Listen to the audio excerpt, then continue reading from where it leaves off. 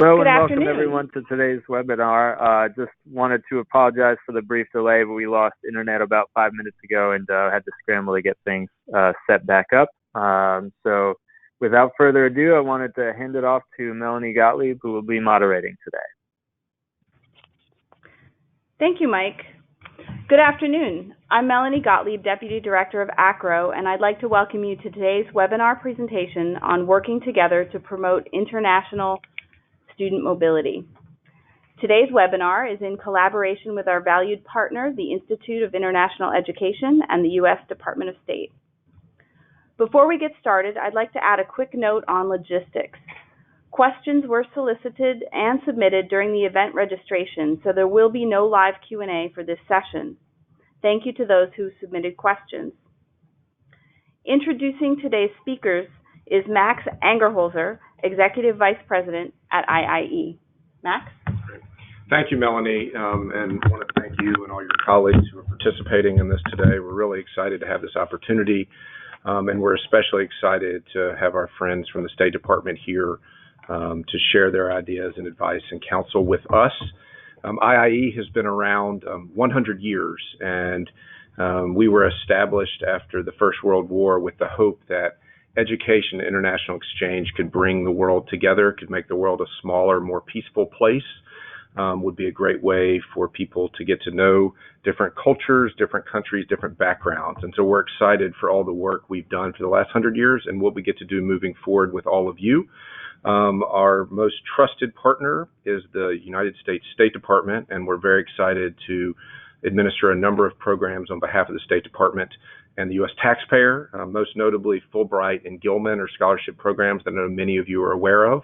But today, the programs that we're involved with in the State Department that I think are most relevant to this conversation are Education USA, which is a program that we administer on behalf of the State Department around the world in terms of promoting all higher education in the United States. And Deputy Assistant Secretary Casagrande will speak more to this.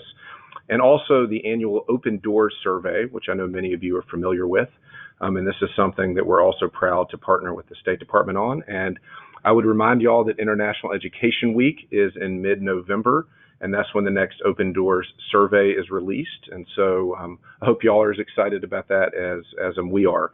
I think it's important to note that last year there were more international students in the United States than ever. This is something that I think we're all excited about and proud of. But as the Deputy Assistant Secretary will mention later, there's a lot greater global competition than there used to be. And so while we have more international students in the U.S. than we ever have, other countries are doing a great job of attracting these students as well. And I think one of the other challenges that I think is important to this group here today is to note that 80% of international students in the U.S. are attending only 300 institutions. And we're very proud of all 4,700 plus institutions across the U.S. And so I think one of the things that we all do together is trying to better showcase all the different opportunities, whether that's community college, rural, urban environments, et cetera. And I think that that's something that we all agree on. As I mentioned before, we're very fortunate to have the State Department here with us today, and most especially Deputy Assistant Secretary Caroline Casagrande. She has been serving at the Bureau of Educational and Cultural Affairs now for a couple of years. She has a very diverse background that includes being partner in a law firm and the youngest woman ever elected to the New Jersey State Assembly. She did her undergraduate work at Penn State and is a proud and avid, passionate, maybe obsessed Nittany Lion football fan. And she also did her law degree at Rutgers. And she has a background in exchanges herself and has participated in a number of international exchanges during her college and professional career. So we're super excited to have Caroline with us. I think the most important thing to know about Caroline is that she's one of us. She is passionate about international exchange. She's passionate about higher education. She is the best advocate that the United States has for promoting our higher education system abroad. Even though she has two sons of middle school age, she travels constantly on behalf of the United States and travels the world promoting all that we believe in on this call here today. So we're really lucky to have Caroline. You will see how passionate she is, how nice she is, and how approachable she is. And I know she's excited to have this opportunity to speak to you today. We'll also, after Caroline, hear from one of her colleagues from the State Department, Lauren Armineze, who is from Consular Affairs, and I think you'll learn that the partnership between Caroline and Lauren and their two bureaus is very important on this issue and speaks to the great cooperation we have within the U.S. government, particularly within the State Department.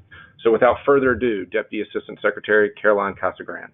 Thank you so much, Max, for that incredibly kind introduction. I am quite sure you and my mother must have been up very, very late writing it. So I'm very appreciative of such kind words. Good afternoon, everyone. We are talking to you from another 90-degree day in our nation's capital, and we appreciate the time that you are giving us to talk about an issue that's near and dear to all of our hearts, international education. I want to really thank Melanie for organizing this call, and Max and our whole team here at IIE for really doing everything to facilitate it, and each of you for taking the time to join us. We at the State Department really appreciate ACRO's longstanding leadership in academic and enrollment services, and we are also very appreciative of the wealth of expertise you bring to American higher education. The State Department remains strongly committed to student exchange and attracting international students to the United States. I work in the Bureau of Educational and Cultural Affairs. We have always valued our close collaboration with the American higher education sector, and your partnership right now means more to us than ever. The exchanges I oversee for the Bureau of Educational and Cultural Affairs include things like the Fulbright and Gilman scholarship programs, and they are designed to support your campuses and communities. I know ACRO has a very broad membership base, and collectively you represent the diversity of the U.S. higher education system. One of my main priorities, in fact, my number one priority at the State Department, is expanding the number and type of institutions that are hosting international students. So I look forward to speaking with you and working together to promote U.S. higher education abroad. I'd like to start with a brief overview of the diplomatic value of international education, talk about the state of global international student recruitment, and leave you with some concrete recommendations for where we can go together to support our country's efforts to recruit international students. So a lot of people say to me, what's the State Department doing recruiting international students? You know, a lot of people are very concerned about the $45 billion that international students contribute to our economy every year. And we think that's great, but that's more in Commerce's lane. The State Department loves international students because there are currently 58 heads of state or government who have benefited from study in the United States. As most of you know, over 1 million international students studied in the United States in 2017-2018. That is the third consecutive year the U.S. is at over 1 million, and it is a 1.5% increase over last year. Overall, the United States remains the top global destination for students. We attract students from almost every country across the globe, and we would like to see those numbers continue to grow. The importance to America's business, science, and diplomacy of global leaders understanding the United States and American values cannot be overstated. American students, faculty, and administrators also gain knowledge and global awareness by having these wonderful international students on their campus. At the State Department, we're always thinking critically about the long-term effects of international student mobility. It very much matters to both us and future generations of diplomats that the foreign diplomat or scientist or journalist on the other side of the table has studied in the United States. The shared experience of an American education sets the baseline as a cooperation tool to advance our interests. As Secretary Pompeo has said, when I meet with foreign counterparts, it is often the case they will tell me they studied somewhere in the United States. They often learn not only math, English, and history, but they learn the American value set as well. Now, as Max said at the beginning, global competition has changed and accelerated over the last few years. Global student mobility has more than doubled over the past 16 years. From 2001 to 2017, the number of globally mobile students grew from 2.1 million to 4.6 million. And while the U.S. remained the leading host, our share of these students has shrunk from 28% to 24%. We have faced increasing competition from both our allies and our strategic competitors. All our competitors understand the value of international students, both in economic terms and the relationships that are developed, like the ones I was just talking about, leading to shared cooperation in science, business, and beyond. Many of these competitors are making significant financial investments in attracting more international students to their own countries. For instance, Canada recently released its international education strategy to invest more than $148 million over the next 5 years, including $30 million to diversify their base of international students. The Chinese government has allocated $470 million to support student recruitment efforts all across the globe. And between 2003 and 2015, we saw a 26-fold increase in enrollments of African students at Chinese universities. The Australian government has spent almost $450 million in advertising and marketing, and that is just in 2017 alone for the promotion of their international education sector. Education is now Australia's third largest export and has moved ahead of tourism, which is an impressive statistic. So in my role at the State Department, as Max said, I get to travel across the world to help promote higher education. And at the end of August, I kicked off Education USA's South American Fair Circuit in Rio de Janeiro, where I addressed 1,200 students and 40 U.S. higher education representatives. I also engaged with Brazilian media before and during the trip, touting the advantages of studying in the United States and the resources provided by the Education USA Network. Earlier this year, I was also in Colombia, India, the Bahamas, Indonesia, and Australia, both to promote the United States and to learn about other countries' international student recruitment strategies. Next week, I'm going to travel to China to reiterate the message delivered recently by our president and our assistant secretary that the United States welcomes Chinese students. U.S. higher education strength and capacity is second to none in terms of excellence, capacity, and scope to maintain and expand upon our status as the country of choice for students from around the world. U.S. colleges and universities have an unmatched reputation for academic quality, critical thinking, science and innovation, and English language preparation for jobs and career placement. In fact, no matter what survey you consult, students unfailingly identify the United States as their top destination of choice. At the Bureau of Educational and Cultural Affairs, we have adopted to increase our resources, working with the White House and partner agencies to discuss how we can strengthen our efforts to maintain U.S. leadership in higher education. The primary way the State Department promotes higher education abroad is through our Education USA network of academic advising centers. I know many of you have interacted with our network during your international travels, or perhaps at NASA or our Education USA Forum in Washington, which if you didn't attend last year, let me please personally invite you to our next Education USA Forum next year in July in Washington, or the annual ACRO meetings. Our Education USA network, which many of you are familiar with, operates in 180 countries. We have 435 centers around the world to promote all accredited American colleges and universities abroad.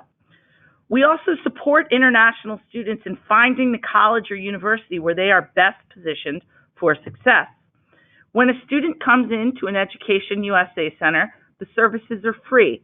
They are led through a 5-step process for applying for admission to a United States college or university. These centers are an incredible resource for all 4,700 higher ed institutions in our country. So what else have we been doing at State? Well, as you can tell by our travels and by our resource allocations, this is our highest priority for the Assistant Secretary of State, Marie Royce, as well as our team. Education USA has been organizing seminars around the United States designed to position successful American institutions to share experiences and best practices with smaller institutions that are looking either to build a new internationalization effort from scratch or expand their efforts. We are dedicating new financial resources to a high-quality global marketing campaign to promote the United States as the world's top study destination. We are also working with our partners to facilitate student recruitment through fairs, forums, and other Education USA opportunities. We have been increasing our outreach abroad to high school guidance counselors and other stakeholders to help educate them about the U.S. higher education system and options for students. And we have begun raising awareness about U.S. community colleges as an affordable option and promoting the 2+2 model, combining study at a community college and a four-year institution. Most importantly, we are interacting and seeking to learn from you. So what can institutions do to join with us at the State Department? Number one, our first suggestion is to please make sure you are interacting with Education USA. In your efforts to recruit international students to your campuses, we encourage you to tag EdUSA on social media, including and especially the Education USA centers around the world. We need diverse stories to demonstrate international student success here in the United States for prospective students. Those stories help us stand apart from the competition. We're also encouraging all our institutions to build strong, active alumni networks. They help your students find jobs after graduation. They support recruitment of future applicants, and of course, support your institutions long term. The more we can surface our successful alumni of American institutions, the easier everyone's recruitment efforts will be. The third thing we're asking institutions to consider doing is growing partnerships. What we're talking about now are sector-driven strategic partnerships, both domestically and abroad. These are areas of mutual interest to help both you and your partner. Many people probably don't consider the embassy their close partner in these partnerships, but we would like you to think about contacting the embassy and our colleagues in the U.S. Foreign Commercial Service at our embassies as a touch point for you as you drive these partnerships. Thinking about areas of strength for your institution as well as areas of strength for that geographic area of the world where you'd like to increase your student mobility is a great way to think about how to grow some of these sector-driven partnerships. For example, your institution could consider in-state tuition agreements for international partner institutions or governments. Domestically, you can work collaboratively with other institutions to facilitate 2+2 articulation agreements between community colleges and four-year institutions that include seamless credit transfer. We'd also like our partners here in higher education to think about promoting opportunities for on-campus and professional practical training. We know from going out in the field, certainly in certain geographic regions of the world, students really crave that professional practical training and that optional practical training, that ability to work for 2 to 4 years after your, 0 to 2 years after your degree is one of the most attractive things and parts of an American education, that ability to return with a strong resume. That is a comparative advantage for the United States in attracting international students. We have a fantastic story to tell with our growth in OPT, and we'd encourage you to continue to promote those opportunities. And finally, we want you to think about promoting American higher education together as a sector. We believe that the time is now for American higher education institutions to join together as a sector to promote American higher education. In this new globally competitive environment we are facing, it is essential that we work together more closely. That's the spirit of our Education USA efforts. We want to foster expanded relationships among colleges and universities so that you can help each other develop greater capacity for hosting international students. We recognize the competitive realities you all face, but it's also important to think about promoting the U.S. as the world's premier higher education destination, in addition to promoting individual institutions. It's clear that colleges and universities can't do this alone. We need the involvement of communities, businesses, civil society, local and state governments, as well as relevant federal government agencies such as the State Department. The work that the State Department and your institutions, alongside great organizations like IIE and ACRO, do together helps ensure that our nation's future is prosperous and secure. I want to thank you all today for your time and for your collaboration with us. And now, I know a lot of you have very specific questions about the visa process for international students. So I am very pleased to be joined by my colleague, Lauren Armenisse, a U.S. visas expert in the State Department's Bureau of Consular Affairs. Lauren, I'm going to turn it over to you before we begin our Q&A session. Thank you so much. Thank you so much to ACRO and to IIE for including me in this important call today. I'm really pleased to be here representing the Department of State's Bureau of Consular Affairs. I want to highlight the Bureau of Consular Affairs' commitment to supporting the U.S. academic community and the U.S. economy through efficient visa processing while safeguarding border security. National security is and remains our top priority when adjudicating visa applicants. Every visa decision is a national security decision, and every prospective traveler to the United States undergoes extensive security screening. At the same time, the Bureau of Consular Affairs is committed to providing the highest quality service to legitimate travelers who constitute the overwhelming majority of our visa applicants so that they can receive swift, thorough, and clear decisions regarding their visa applications. So the main thing I want to highlight is that students should apply early for their visas. We continue to prioritize visa interview appointments for students and exchange visitors at our posts overseas, and on a case-by-case basis, we may expedite appointments for students whose program start dates are quickly approaching. At the same time, appointment wait times differ at each overseas post, and administrative processing can delay the issuance of a visa. We recommend that it's better to schedule an appointment as soon as possible to make sure that you have it before your program begins. I also wanted to highlight that for F visas, which are the main visas that students would apply for, we are allowed to issue visas 120 days prior to the report date. So some students wait until a week or two before they're supposed to report to the campus because they don't think they can apply that early. And we want to highlight that they can actually apply for a visa 120 days in advance. They can't use the visa to enter the country until 30 days before their report date at the university, but they can certainly apply for the visa, and we strongly encourage them to do that. And so the other main message I wanted to highlight today is that worldwide, the majority of students receive a visa upon application. The majority of student visa applicants are actually approved a visa. 74% of F1, which is student visa applicants last year, were approved, and 92.5% of exchange visitor visa applicants were approved. And you can see the statistic from the prior year was very similar. So this is just a list of the top 20 nationalities that were issued student visas last year. You can see, obviously, China has the large majority, followed by India, but there's also many other countries from other parts of the world represented. So this is just to highlight those nationalities that are sending us large percentages of visa applicants for student visas on a yearly basis.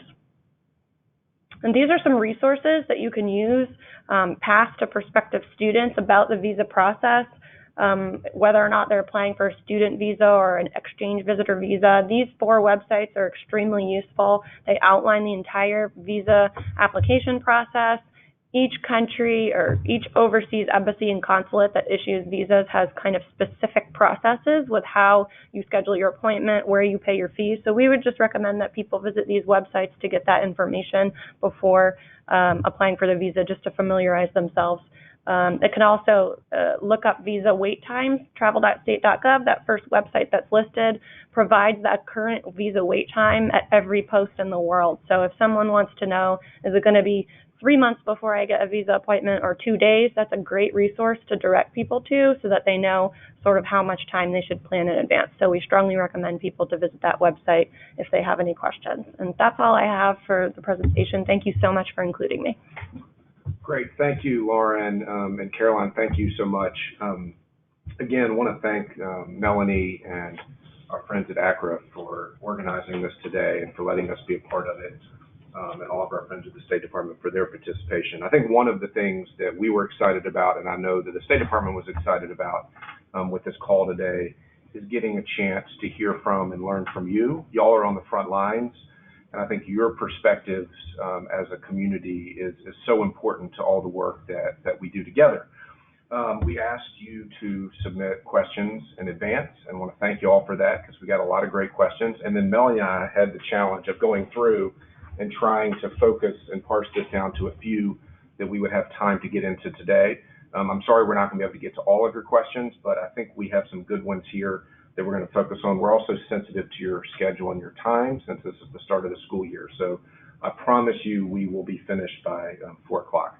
So this is kind of fun because I have questions and I get to ask them, and I get to put Caroline and Lauren on the spot here. So the first one is I'm going to ask Caroline this question. And there were a number of you who asked a similar question to this. I think it's a really good one, and I'd love Caroline's perspective on this. So, Caroline, what is your advice to institutions who feel as though they're struggling with international enrollment? Are there some best practices or some lessons learned you can share with us?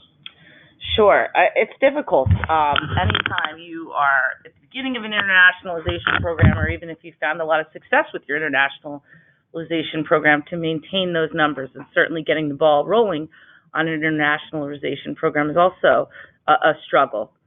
What I will say is that I would encourage everyone who's struggling right now to please leverage that Education USA network. We have 550 advisors across the globe that are positioned to support you and your institution. They are on the front lines of international student recruitment. They understand those regional student mobility trends, and they can help you develop strategies to meet your institutional goals. Because there are so many institutions in the United States, it is of great benefit to any institution in the United States to develop relationships with those Education USA advisors. You can reach out to a regional education advising coordinator, we call them REACs, to participate in one of the many EdUSA events around the world. It's a great opportunity to tell that REAC a little bit about your university, a little bit about your area of the United States, what makes your university a unique fit for international students. I always say people work on what they know. The more you can familiarize that Education USA network with your institution, you then have activated frontline advisors in 180 countries around the globe, and educated them on what makes your institution a great fit for our international students. Now, I also encourage institutions to do some of the things we talked about before, right? I think the most effective recruitment tool I have seen in my time as Deputy Assistant Secretary is your own alumni network. And what's great nowadays is with an iPhone, everyone can surface their alumni. If you have, or a student on campus, if you have an international student on campus who's having a very good experience, I think taking some time, maybe getting some pictures, some video, even making sure your Education USA network advisors in that area of the world have access to those pictures and videos is a free thing. It doesn't cost any money, but it does allow for a student to see someone who looks like them, who's from their corner of the world, finding success in the United States. That is one of the most effective recruitment tools and strategies that you have. You are your own best advertisement. We also encourage everyone to check out our EdUSA resources on our website, educationusa.state.gov. We have a wide variety of resources dedicated to higher ed institutions, and that includes a global guide compiled by the State Department with your tax dollars, so please use it. That can help navigate current trends and opportunities in international student enrollment. Very, very helpful to get into the weeds with the data a little bit. I talked about those sector-driven partnerships, right? One of the most successful things I've seen when it comes to internationalization, to increasing your enrollment, is really to focus that enrollment around a sector that makes sense for both your institution and that area of the world. Student mobility is one relationship at a time. It is one student at a time. It is professor to professor. It is based on people to people. And establishing those relationships and then deepening them and strengthening them is a lot of work, it's a lot of effort, but it is ultimately how all strong internationalization programs are built. So those are some areas. A lot of these resources are free, and by free I mean paid for by everybody on the call, but certainly we encourage you to use them, and pick up the phone, call those REACTs, call those EdUSA advisors, familiarize them with your school, surface your alumni, build those institutions. Don't be afraid to reach out to an embassy if you have an area of the world that you think you have a great, strong private sector or sector-driven agreement with. And all of those things eventually help build fantastic internationalization programs at universities. Great. Thank you, Caroline. The next question will also be for you, Caroline, but don't worry, Lauren, I have some things for you as well. So you mentioned this earlier in your opening comments, Caroline, about the partnership with, say, the Commerce Department. And I think it's important for all of us to remember that we're not operating in a vacuum here. Mm-hmm. Our ACRA members are on the front lines and ECAs on the front lines, but it takes a lot of work from different agencies and departments across the U.S. government to work together on international student enrollment. Can you talk a little bit about how that interagency process works? What can some of the institutions represented on this phone do today to support that? But again, sort of a twofold question. How does that work? How do you partner with DHS or the Commerce Department? And then what can all of us do to help in supporting these efforts? Sure. Well, when we took a look at our international student recruitment numbers, we realized that this is really beyond the State Department. Of course, we run the EdUSA network and are pleased to help fund Open Doors through IIE. But realistically, international education strategy is something that has to involve the entire government. We do take a whole of government approach to student mobility, both within the State Department and with our partners in the Department of Education and certainly the Department of Commerce. The Department of Commerce, many of you may or may not participate within their recruitment efforts that go on within their foreign commercial service that are located within embassies. We do meet regularly and share best practices and talk about some changes or some trends that we like to see. We exchange information. We try to strengthen those interagency relationships. This collaboration happens naturally overseas when everyone is in an embassy.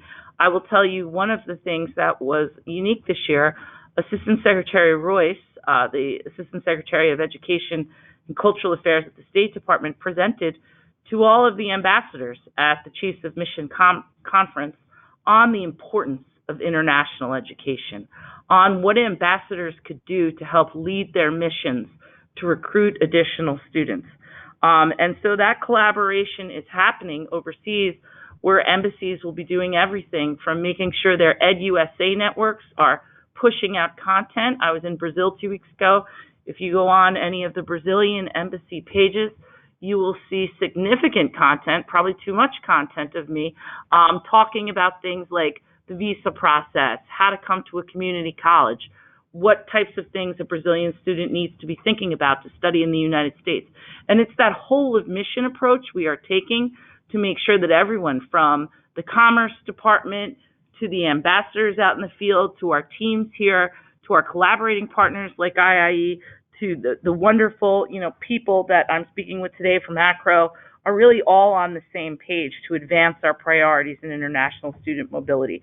I encourage institutions to take a page from what we're doing and think of a whole of sector approach when promoting the U.S. higher education system. I talked about some pretty startling numbers before. I talked about places like China and Australia investing almost $500 million in ad campaigns to promote their higher education systems as a national sector. The United States has nothing of the sort right now.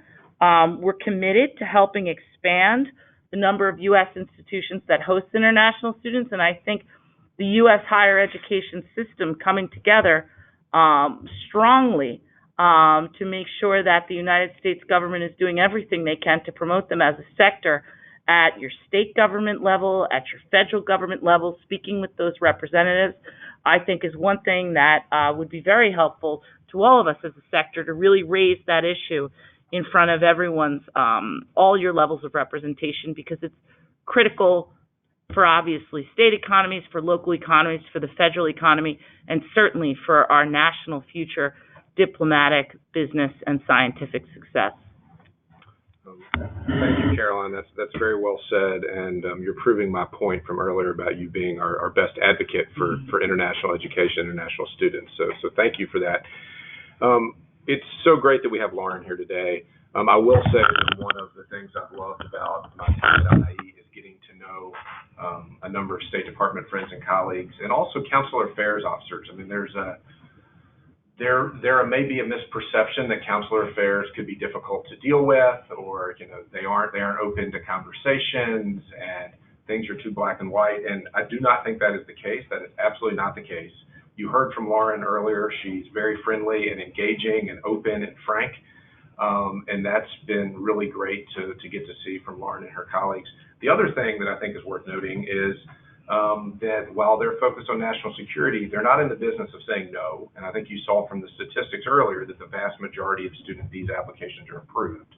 And I think that in itself dispels one of the big myths around the role of consular affairs and how visa applications work. There were a number of really good questions for Lauren that came through from all of you.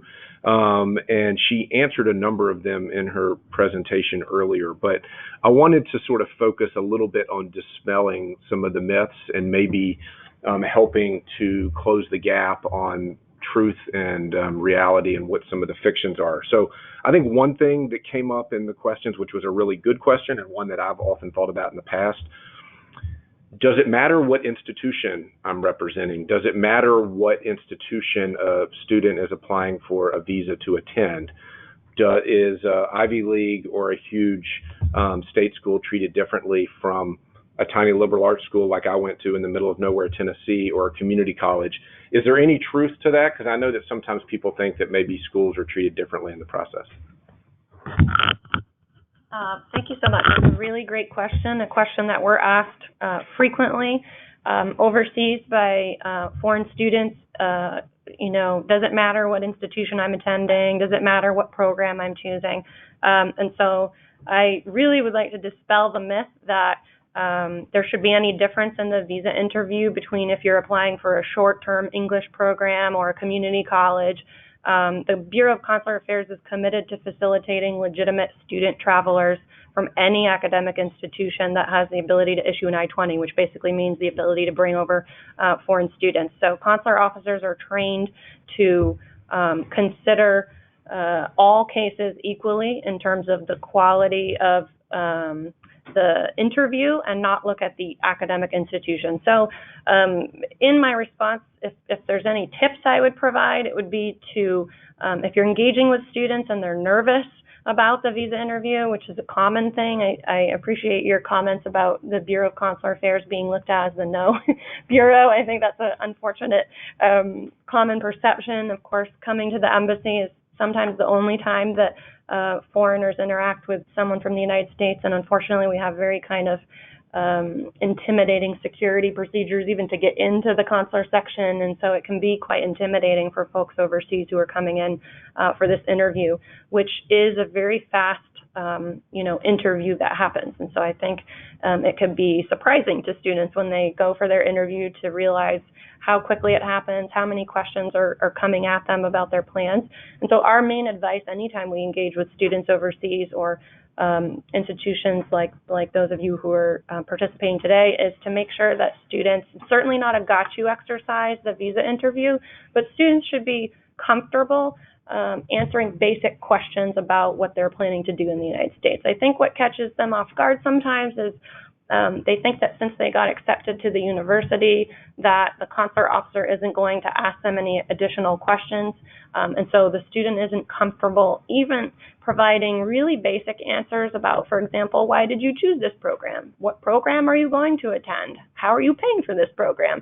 And those are the types of things that are frequently asked in a visa interview, and we're just looking for honest, genuine responses, credible responses from the applicant about why it is they chose, X location or X program, just to show, that we can be comfortable that they're legitimately planning to attend the institution, just and follow the terms of their visa. So thank you very much for the question. Great, and I certainly didn't think this, but I think all of us now have a much better understanding of y'all's perspective and what you do, and you are not the Bureau of No. So we will make sure that nobody thinks that.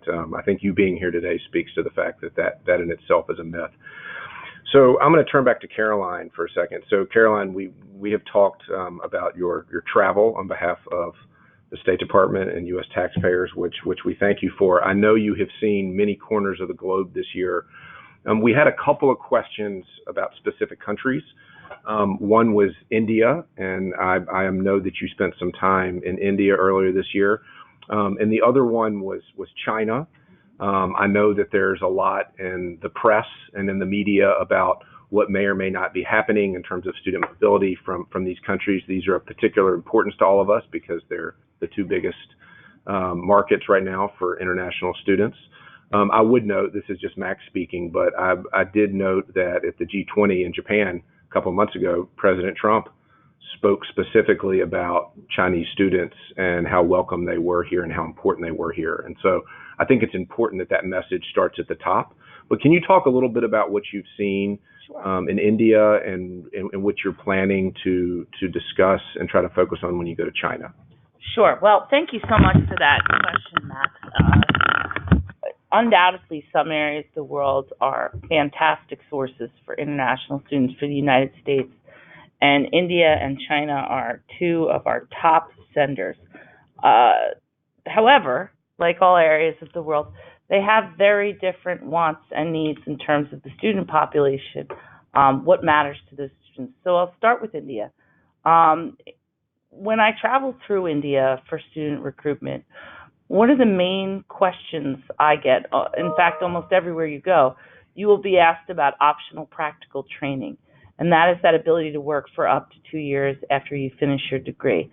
Because unemployment is so high for especially a lot of the STEM fields in India, it is mission critical to students that they get through a degree program and come back with a fantastic resume that will allow them to stand out from their peers and be employable.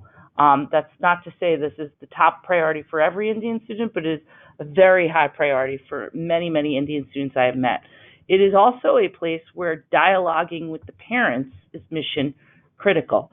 Our Education USA centers in India have frequent nights just set up for Indian parents to give them a level of comfort about the safety and security of their children on United States campuses. We talk all the time about making sure the message is out that our campuses are safe environments, that our campuses have strategies for maintaining that level of safety at all times, because realistically you hear quite often about outsized gun violence problems and so forth that are really forefront in the mind of a lot of parents. India is a place you'll hear a lot about that. So really, I think making sure you get that message out about OPT. Now, a quick word about OPT. A lot of times, local employers are confused by the paperwork for OPT. They think this is too onerous, this is too difficult. One of the things we've seen successful universities do that have large Indian student populations is have someone at your university who can help a local employer with OPT paperwork. Demystifying that OPT process allows for us to have some of the world's best and brightest starting out in our companies, which is fantastic for the long-term business prospects of that company as well as the United States of America, but also allows you to expand your local employment base. So we encourage universities to think about that sort of thing. When it comes to China, we have been loud and clear that the United States welcomes Chinese students. And in fact, we've heard some rhetoric in the papers lately. I think some people are writing op-eds every time perhaps there is a Homeland Security decision at an airport. It is making the papers. But the fact of the matter of Chinese student visas is clear. It is not up for debate. It is a fact that every year for the last 5 years, Chinese student visa rejection rates have declined. That means it is a fantastic time to become a Chinese student in America, and to make sure that we are spreading that welcome message. I am headed to China next week to make sure that our presence is known and to make sure that Chinese students know that they are welcome in America. Our Assistant Secretary Royce just gave a speech this summer that's not only reiterated that Chinese students are welcome in America, but she talked a little bit about what was going on our U.S. campuses, which I'd like to talk about for a moment if I could.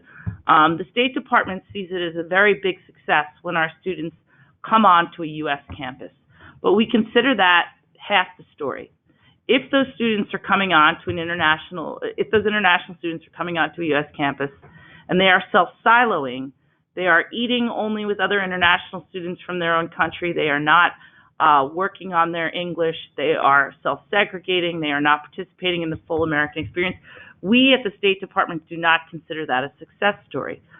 We want to bring over international students, and we want to see our university partners really work to integrate those students into campus life.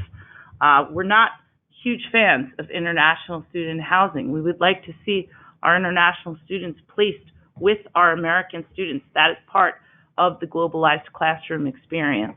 And so we ask our university partners to really think about this and, where necessary, put some effort in to making sure students aren't coming over from another country, only speaking with their friends from their home country.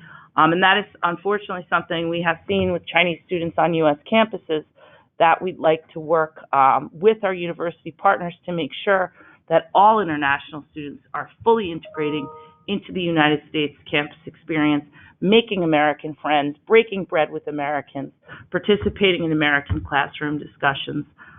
This is what we need to see to have a true international experience. Great, Caroline. Thank you so much. And you're very well spoken on these issues, which is why we were excited to have the opportunity to hear from you today.